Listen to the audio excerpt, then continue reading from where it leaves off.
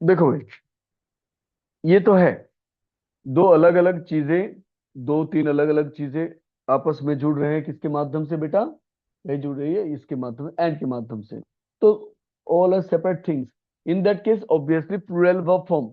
लेकिन अगर ऐसी दो चीजें हो जिसको कंबाइन करके इस्तेमाल में लाया जाता है, ऐसे केस में उन दोनों के कॉम्बिनेशन में जो नई चीज बन रही है उसको एक चीज मानी जाती है। And in that case singular verb ही लगेगा, ना कि प्लूरल। जैसे कि ब्रेड एंड बटर। देखो, ब्रेड अलग चीज है, बटर भी अलग चीज है। बट ब्रेड पे बटर लगाकर जो है ब्रेड खाई जाती है। एंड दैट्स वाई इसको एक फूड आइटम की तरह ये माना जाएगा। हालांकि हमें पता है ब्रेड अलग है, बटर भी अलग है, पर ब्रेड पे बटर लगा के एक डिश, एक फूड आइटम की तरह माना जाता है। दैट्स वाई इस ऐसे केस में ये दोनों अलग होने के बावजूद भी और एंड से जुड़ने के बावजूद भी प्लूरल नहीं माना जाएगा, बल्कि एक्सेप्शनली इसको सिंगुलर माना जाएगा और इज वर्ब ही लगेगा। ठीक है। अच्छा, ब्रेड एंड जैम, अगर कोई ब्रेड पे जैम लगाकर खाता होगा, ठीक ठीक है, उसके लिए bread and jam is my favourite food item. किसने करे? और इज सही है। ठीक है। ये एक्सेप्शन समझ में आ गया भाई? यस और नो? Yes sir. गुड। चलिए बेटा, ये रूल नंबर 5 और इसके ऑपोजिट रूल, इसका ऑपोजिट रूल बताएंगे रूल नंबर 7 में। ये बहुत फोकस करके बेटा, दो सब्जेक्ट है, यहाँ पे एक सब्जेक्ट है और दूसरा सब्जेक्ट यहाँ है, और बीच में ये जो अभी चार एक्सप्रेशन बताएंगे, इन चार में से कोई सा भी एक है बीच में। या तो एज वेल एज है, या तो विद है, या तो इन एडिशन टू है, या तो नॉट है। फिर से दोहराओ बेटा, subject number 1 and subject number 2 के बीच में एज वेल एज है, या तो विद है, या तो इन एडिशन टू है, या तो नॉट है। इन चार में से कोई सा भी एक्सप्रेशन दो सब्जेक्ट के बीच में आया तो आपको हमेशा फर्स्ट सब्जेक्ट के अकॉर्डिंग, फर्स्ट सब्जेक्ट अगर सिंगुलर है उसके अकॉर्डिंग सिंगुलर वर्ब फॉर्म लगाओगे। फर्स्ट सब्जेक्ट अगर प्लूरल है तो प्लूरल वर्ब फॉर्म लगाओगे। आपको सेकंड सब्जेक्ट के नंबर की तरफ ध्यान देना ही नहीं है। क्या कंफर्म करने के बाद कि बीच में क्या एक्सप्रेशन आया, as well as, with, in addition to, या तो नॉट आया कि नहीं। जैसे for example, mister Prakash as well as his son. बेटा यहाँ पे पहला सब्जेक्ट कौन सा है बेटा? फर्स्ट सब्जेक्ट मिस्टर प्रकाश है। सेकंड सब्जेक्ट क्या है बेटा? His sons. बात समझ में आ रही है? हाँ बेटा। सर। हेलो। तो mister Prakash and his sons, तो ये है सब्जेक्ट नंबर 1, ये है सब्जेक्ट नंबर 2। बीच में क्या आया बेटा? बोलना माधव, क्या आया? As well as. ये चार एक्सप्रेशन में से एक आ गया। हम कंफर्म हो गए। तो किस सब्जेक्ट के अकॉर्डिंग वर्ब फॉर्म लगाएंगे? फर्स्ट सब्जेक्ट के अकॉर्डिंग लगाएंगे। इन चार एक्सप्रेशन में से कोई सा भी एक बीच में आया तो फर्स्ट सब्जेक्ट के अकॉर्डिंग वर्ब फॉर्म। तो मिस्टर प्रकाश सिंगुलर या प्लूरल? मिस्टर प्रकाश है। अच्छा,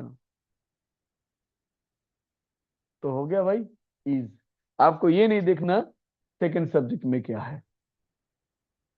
नेक्स्ट देखिए, my friends as well as I. यहाँ पे फर्स्ट सब्जेक्ट प्रांजल कौन सा है बेटा? My friends. सेकंड सब्जेक्ट कौन सा है बेटा? आई। तो हमें कौन से सब्जेक्ट और बीच में क्या आया एक्सप्रेशन बेटा?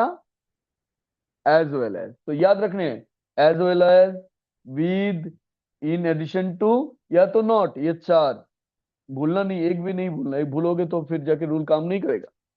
अच्छा, तो फर्स्ट सब्जेक्ट क्या है, सिंगुलर या plural? Friends, my friends, singular या प्लूरल? प्लूरल। तो वर्ब फॉर्म चाहिए, देखो plural, are. He with his servants, पहला सब्जेक्ट कौन सा है अंशिका बेटा? He. Next subject, second subject कौन सा है बेटा? His servant. बीच में क्या आया बेटा? विद, एज वेल एज, या तो विद, या तो इन एडिशन टू, या तो नॉट।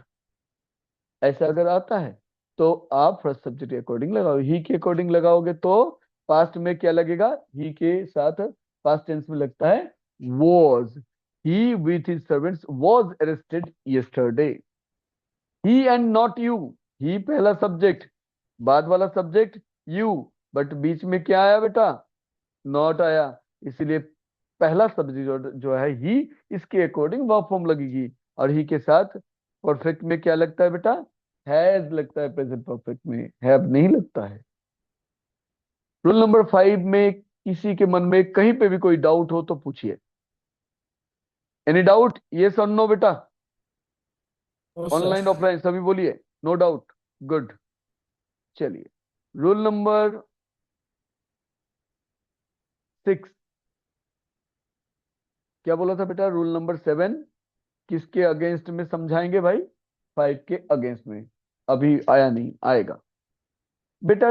वर्ब की वो जो वर्ब वाला जो फ्रेज है, या वर्ब वाला जो, सॉरी, वर्ब कह दिया, सॉरी, नाउन या प्रोनाउन जो भी हो, सब्जेक्ट के स्थान पर वो सब्जेक्ट वाला जो पार्ट है, चाहे 8 वर्ड 10 वर्ड का भी वो पार्ट हो, आपको घबराना नहीं। अगर उस पार्ट के अंदर, उस फ्रेज के अंदर, उस क्लॉज के अंदर, सब्जेक्ट वाला फ्रेज या सब्जेक्ट वाला क्लॉज के अंदर अगर बेटा ईच, या तो एवरी, या तो ईदर, या तो नीदर, या तो many uh,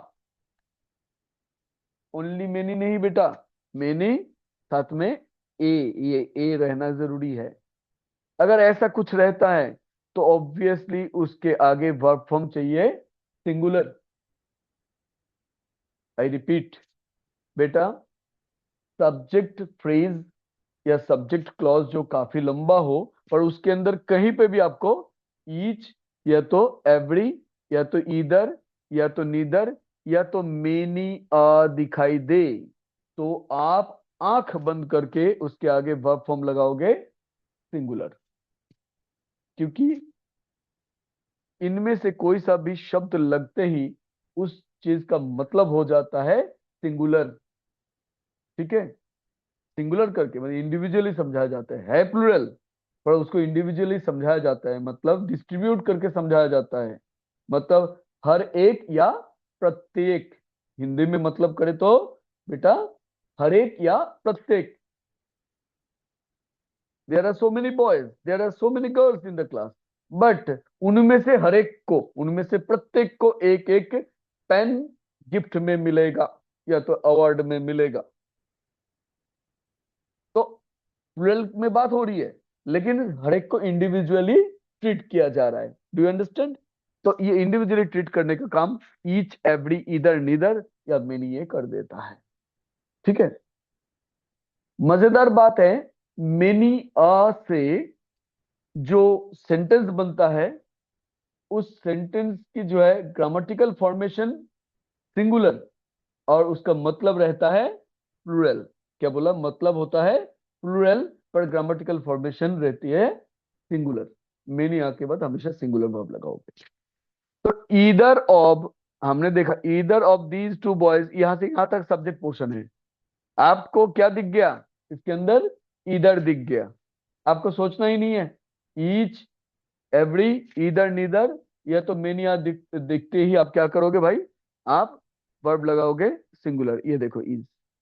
neither of the two girls, यहां से यहां तक पूरा सब्जेक्ट पोर्शन है बेटा, पर आपको दिखाई दिया नीदर। बस इधर, नीदर, एवरी, ईच, या तो मेनिया लगते ही आप वर्ब फॉर्म लगाओगे इज। सात्विक, हार्दिक, बेटा समझ में आ रहे हैं सब? सर। Yes sir.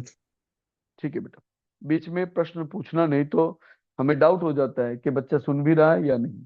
ठीक है? ऑनलाइन की एक ये प्रॉब्लम है बेटा, है ना? Each of the boys, I hope आप लोग बहुत सीरियसली पढ़ने वाले बच्चे हो, बट स्टिल थोड़ा सा बीच बीच में क्वेरी कर लेना बेटा, है ना? ईच ऑफ द बॉयज, ये पूरा जो 4 वर्ड वाला ये सब्जेक्ट है। अब इसके अंदर हमें क्या दिखाई दिया बेटा, ईच दिखाई दिया, हमें और कुछ ज्यादा देखना ही नहीं है। और ईच देखते ही हम क्या करेंगे, सिंगुलर वर्ब फॉर्म लगाएंगे। पास्ट में सिंगुलर वर्ब के लिए हम वॉज लगाते हैं। मेनी आ फ्लावर, ध्यान दीजिए बेटा, मेनी आ के बाद जो भी नाउन लगेगा वो नाउन हमेशा सिंगुलर में लगेगा। मेनी के बाद जो लगता है वो प्लूरल में लगता है। Many flowers, many buildings, many place या प्लेसेस क्या होना चाहिए, many places, many buildings, many people, many roads, many chairs.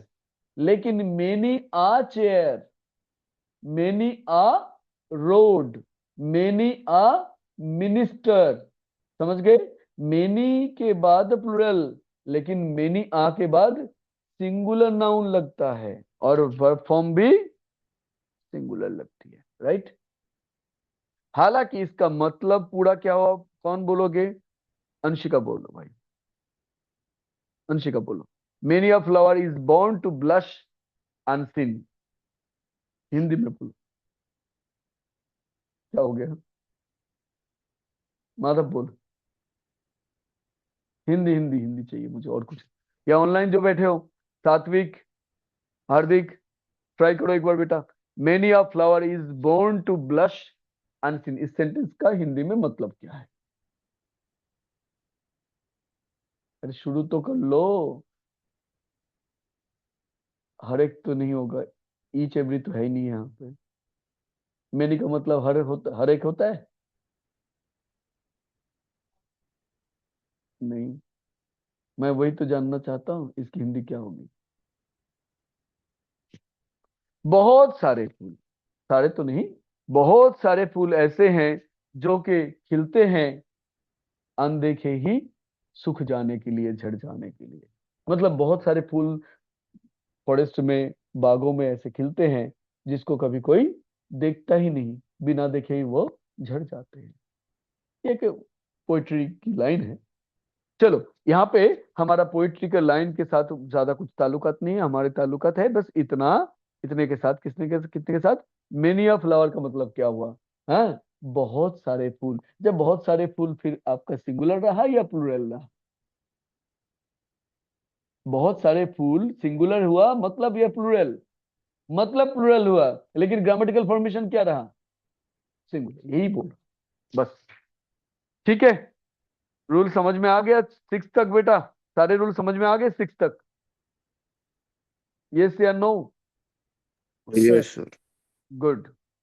अब ये रूल नंबर 7, ये किसका ऑपोजिट बोला, फिफ्थ रूल का ऑपोजिट। फिफ्थ रूल में क्या था, इफ टू सब्जेक्ट्स के बीच में क्या है बेटा, बोलो बोलो, एज वेल एज, विद, या तो इन एडिशन टू, या तो नॉट, इन चारों में से कोई सा भी एक्सप्रेशन रहा तो आप फर्स्ट सब्जेक्ट के अकॉर्डिंग वर्ब फॉर्म लगाते हो। यहाँ पे उल्टा होगा, लास्ट सब्जेक्ट के अकॉर्डिंग आपको वर्ब फॉर्म लगानी पड़ेगी। अब इसके लिए एक्सप्रेशन भी अलग है, वो पांच एक्सप्रेशन, वो चार एक्सप्रेशन नहीं, यहाँ पे एक्सप्रेशन अलग है। चलिए, अगर दो या दो से अधिक सब्जेक्ट ज्वाइंट बाई, और, बोलो मेरे साथ, और, नॉर, इधर और, नीदर नॉर, या तो नॉट ओनली बट ऑल्सो। बेटा पांच एक्सप्रेशन है, उस पहले रूल नंबर 5 में चार एक्सप्रेशन थे और इसमें 5 एक्सप्रेशन था देयर। ये थोड़ा सा फर्क याद रखना है ना, इससे भी वो फर्क याद रह जाएगा रूल का, है ना।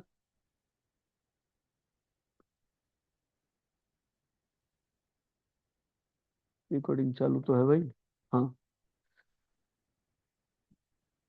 आप लोग थोड़ा सा, मैं भुलक्कड़ हूँ इस मामले में, मैं फ्लो में क्लास शुरू कर देता हूँ, रिकॉर्डिंग टर्न ऑन करना भूल जाता हूँ। तो एक बार आप लोग मुझे बस वो बस याद दिला देना, सर रिकॉर्डिंग ऑन है, इतना कह देना।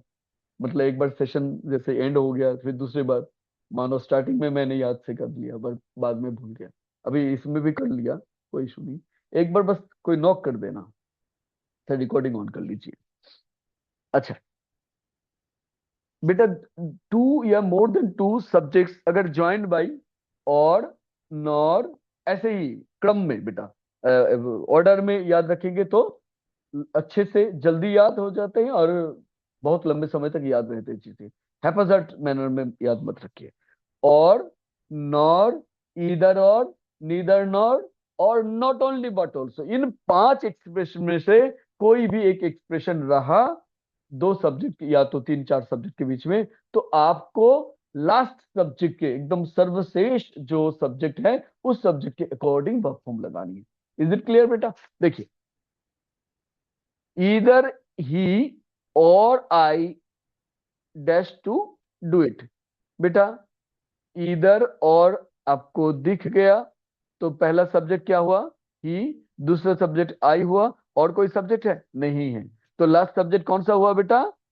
आई। लास्ट सब्जेक्ट के अकॉर्डिंग आई के साथ प्रेजेंट में क्या लगता है? एम लगता है, वही लगा। नीदर यू नॉर ही। बेटा नीदर नॉर आपको दिख गया, पहला सब्जेक्ट यू है, बाद वाला सब्जेक्ट ही है, और कोई सब्जेक्ट है? नहीं है। ये भी पता करना जरूरी है कि क्या पता और सब्जेक्ट हो। तो बस आप क्या करें, ही के अकॉर्डिंग लगाएंगे। ही के अकॉर्डिंग प्रेजेंट में इज लगता है।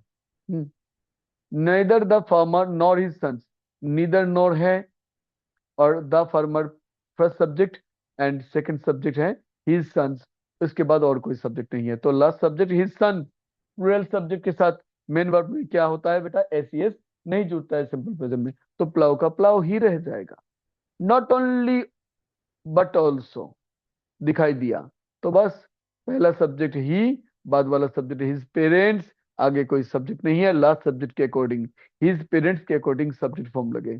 तो sorry verb form, his parents जो है प्लूरल है, तो वर्ब चाहिए आपको प्रेजेंट परफेक्ट के लिए हैव। ठीक है, अभी 6 मिनट्स और पढ़ते हैं बेटा, उसके बाद okay the class will be over. क्योंकि देखोगे स्कूल खुलने के बाद आप लोगों को 6:50 पे किसी किसी की जो है जाने की जल्दी होगी नहीं, वो मजबूर होंगे क्योंकि बस, स्कूल वैन, जो भी व्हीकल है वो आ जाएगी। अब जिनको सेल्फ जाना होता है वो तो अलग बात है, अदरवाइज कुछ बच्चों के चलते हमें हो सकता है कि 6:50 पे क्लास ओवर करना पड़े, तो इसीलिए हम कोशिश करेंगे 5:50 पे क्लास ज्वाइन करने की। अभी समय है तो 5-6 मिनट हम पढ़ लेते हैं एक्स्ट्रा, और क्या। बेटा रूल नंबर ये क्या है? 8। रूल नंबर 8 में नन एक कंफ्यूजिंग वर्ड है। नन कभी कभी सिंगुलर वर्ब फॉर्म भी ले लेता है तो कभी कभी प्लूरल भी ले लेता है। बोले ये क्या बात है? ये तो बहुत ही कंफ्यूजिंग बात है। कभी कभी सिंगुलर, कभी कभी प्लूरल, फिर कहां से कैसे समझ में आए सर कब सिंगुलर ये लेके चलेगा, कब ये प्लूरल लेके चलेगा? बेटा इसके लिए बहुत ही स्पष्ट रूप से कुछ रूल है, वो समझ लीजिए।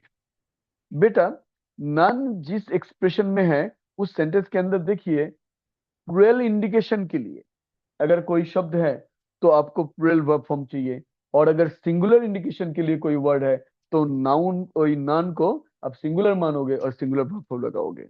नन ऑफ द सर्वेंट्स, ये नन किसको इंडिकेट कर रहा है बेटा? नन किसको इंडिकेट कर रहा है बताइए? आपको 7 बजे कहीं पढ़ने जाना है क्या? वो ये हॉर्न कौन बजा रहा है?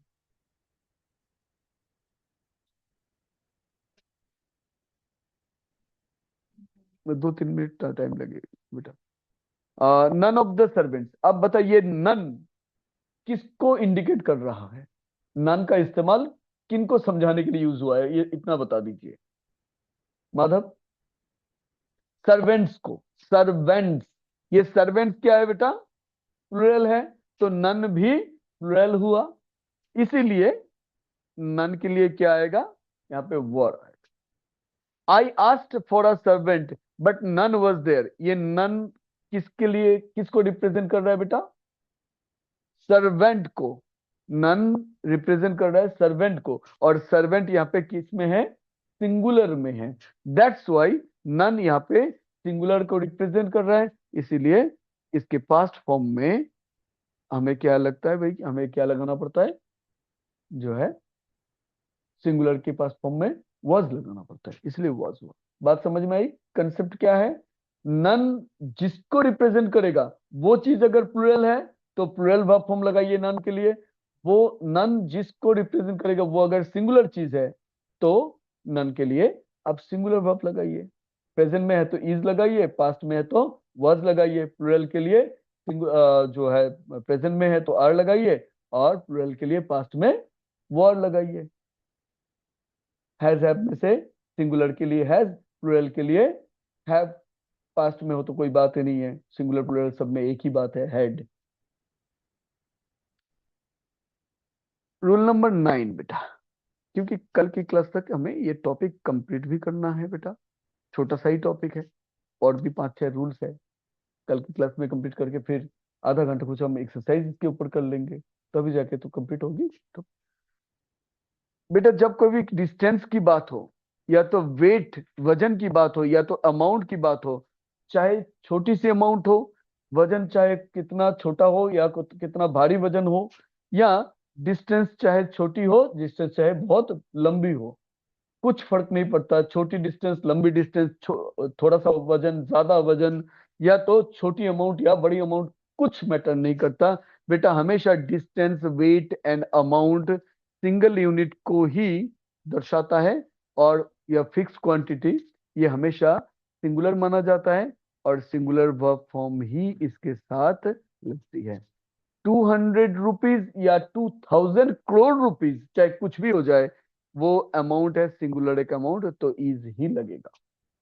100 माइल्स हो जाए या 4 माइल्स हो जाए या 4000 माइल्स हो जाए, कुछ फर्क नहीं पड़ता बेटा, डिस्टेंस हमेशा सिंगुलर, तो इज ही लगेगा। 4 किलोग्राम्स हो जाए या 10,000 किलोग्राम हो जाए, या तो 10 टन हो जाए, वजन, वेट हमेशा सिंगुलर, और सिंगुलर वर्ब फॉर्म ही उसके साथ लगना चाहिए। चलो छोड़ो, 1 मिनट भले ही बाकी हो, लेकिन इसके पापा को कहीं जाना होगा, है ना, तो परेशान हो रहे होंगे। कोई बात नहीं, आज की क्लास यहीं पे हम एंड करते हैं। तो कल कोशिश करें, देखो, अगर 5 मिनट पहले आ सकते हो 5:55 पे, ये कोशिश करें। धीरे धीरे 2-3 मिनट करते करते स्कूल स्टार्ट होने तक 5:50 पे हम शुरू कर पाएंगे, तो आप लोगों को स्कूल जाने में कोई तकलीफ नहीं होगी। और स्कूल जाते वक्त क्या करना पड़ेगा बेटा? एकदम प्रिपेयर होके आना पड़ेगा। स्कूल के लिए तैयारी करके आओ, एकदम यूनिफॉर्म में आओ। घर जाके नाश्ता करना है तो नाश्ता करो, बैग उठाओ, चलो। और बैग भी कल रात को आपने बिल्कुल रेडी करके रखे हैं, ट्यूशन पे आए हो दूसरा बैग, ठीक है? ऐसे ही करना होता है। किसी साल किसी भी क्लास 10 के बच्चे को स्कूल जाने में कोई प्रॉब्लम नहीं है, ठीक है? चलिए, बाय। बाय बेटा, सात्विक एंड हार्दिक। ये क्लास रिकॉर्डिंग रात तक अपलोड हो जाएगी, और उसका जो है ग्रुप में आप लोगों को उसका लिंक भेज दिया जाएगा।